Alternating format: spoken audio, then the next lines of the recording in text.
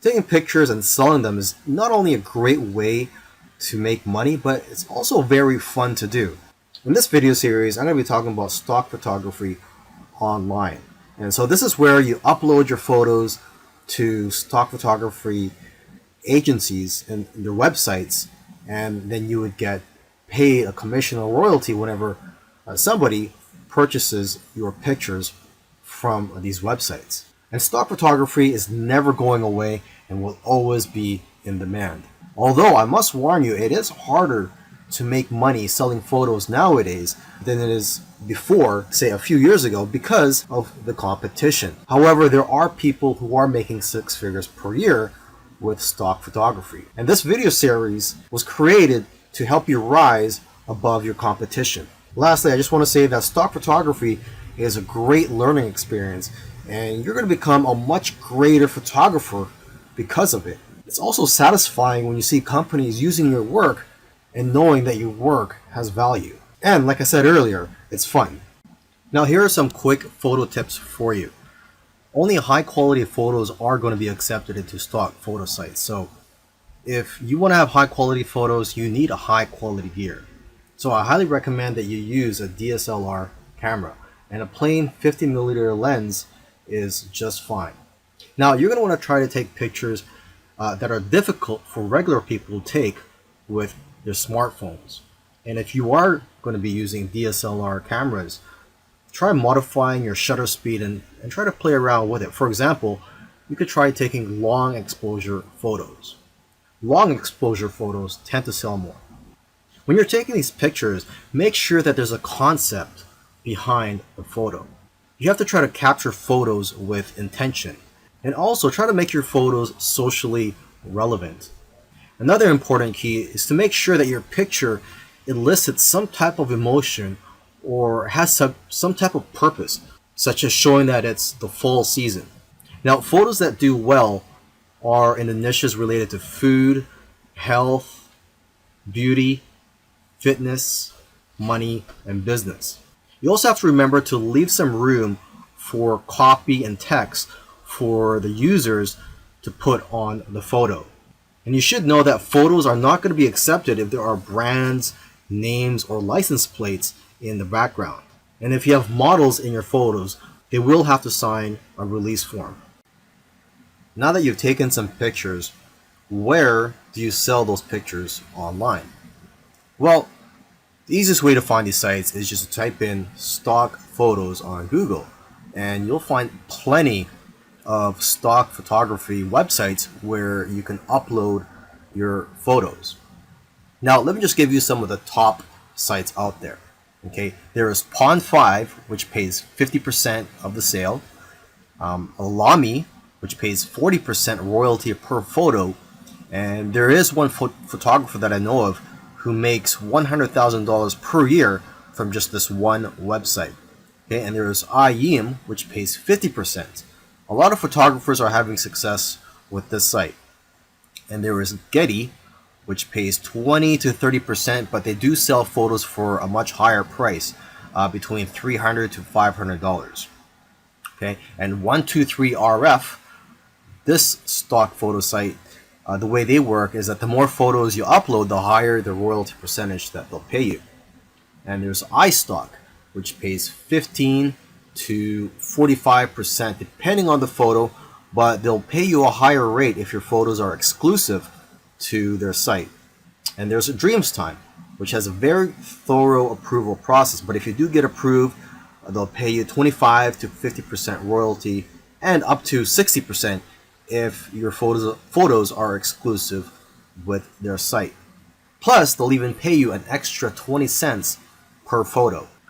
And then one of the biggest stock photography websites out there is Shutterstock. They'll give you the most exposure because of their reach, huge customer base, and ability to advertise your photos. And there's Adobe, which will give you almost as much sales but higher sales amounts. And Adobe stock is integrated into the Adobe software. There's iStock Getty Images, which can also get you a lot of sales. Now, what I usually do advise to photographers is to stay away from some of the larger stock agencies, such as Shutterstock iStock, etc. Because they're publicly held companies, and they're more interested in making their shareholders happy and not the individual contributors. They just don't have the incentive to help contributors grow and make more money. However, if you are a beginner, you may want to try out these larger stock agencies just to test out the waters and to gain experience at first. And then you could try out the smaller agencies such as Dreamstime, StockFresh, etc. The advantage of working with these smaller agencies is that there's less competition for you as a contributor. But then again, everybody is different, so you have to figure out what works for you. And interestingly, I know of somebody who makes more money uploading to free stock photo sites like Pixabay than other stock photo sites, because people have the option to donate to you when they download your photos for free.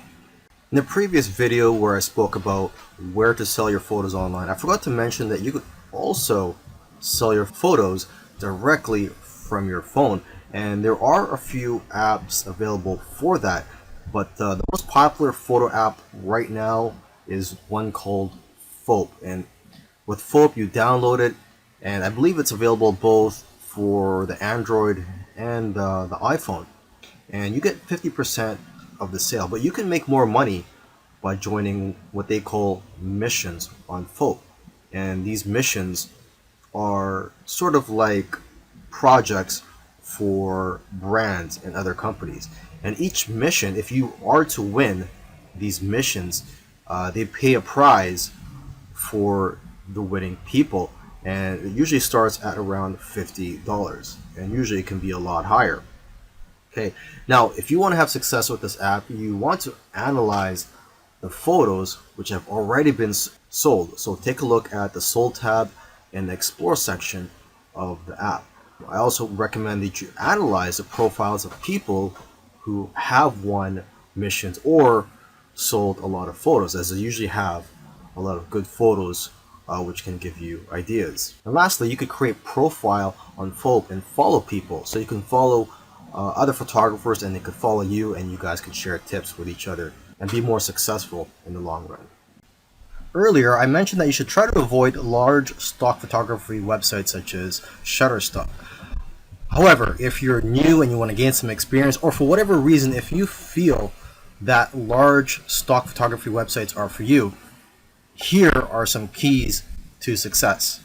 Obviously, these big sites have thousands of photos, and photos that have less saturation will sell the best. For example, pictures of cats, unless there's something unique about the picture, won't do as well as pictures of animals in the wild. Another example is pictures of iconic buildings such as the White House. These types of pictures won't do as well because there's already a lot of pictures of the White House out there.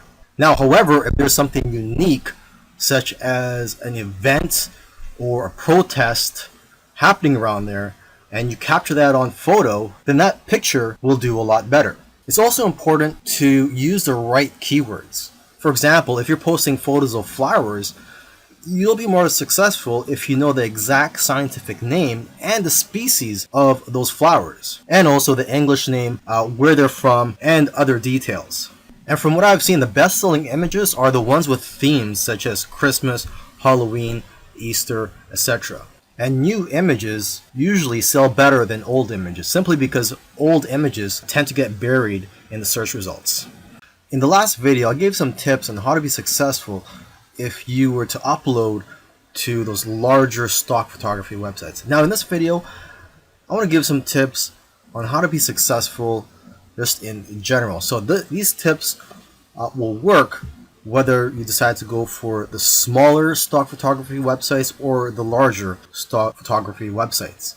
To start off with, you cannot be a generic photographer and make money with stock photography. To be successful, you have to niche down. You cannot be too broad. So you have to be very specific and also good at what you do. For example, portraits of people are always popular. So if you can focus on that, you'll probably do well. You should also stay in tune with what's going on in the world. People who are talking about the popular topics of today need images to support what they're saying. And if you are going to be uploading to multiple stock photography websites, you can use an app called MicroStalker for tracking your sales across multiple agencies. And lastly, if you're consistent, you'll increase your chances of being successful with stock photography. You'll do best if you upload a small amount of photos consistently. Selling your photos on stock photography websites is great. However, there is a lot of competition and it is harder to make money nowadays than it is in the past. So one thing I like to tell people who are involved in stock photography, if they want to take their business to the next level, is to start their own website and just sell photos from your own website. And what I like about being in control, having your own website and selling your photos from your own website, is that you can collect the emails of your customers and people who visit your website. And basically, whenever you have new photos, you can notify your list of subscribers. You could also offer deals from time to time. You see, when you have an email list, you could just email them whenever you're in need of some cash flow. Now, what I recommend you do is, if you are going to start your own website, is to make your website focused on one niche. I know of somebody who made $4,000 in 1 month from his own site. Now, aside from just collecting emails from your customers, you could also collect emails from people who just visit your website. And to entice them to opt in, you can run a contest where if they enter their information, such as their email and their name, they'll be entered to win a photo or a print. Another great thing about building a list of subscribers is that you can build a relationship with your audience and that you're going to get repeat sales in the future. You see, when people buy your photos from stock photography websites, you don't collect their information. So it's not like you could tap their shoulder in the future and say, hey, would you like any of my other photos or my newest photos? This way, with your own website, you could just notify them, like I said earlier, whenever you have new photos or if you have a discount that you're offering. You should also sell prints of your photos from your own website to increase your revenues. Now, if you're scared to start your own website, there are several tools out there that make it very easy for you. And one tool that I highly recommend is called Shopify. One good feature of Shopify is that they will contact somebody who abandoned their shopping cart and they'll get reminded to purchase from you. And there's all types of themes available for you to use from Shopify. Now, once you have your site up and running, you could use Facebook ads to drive traffic to your site.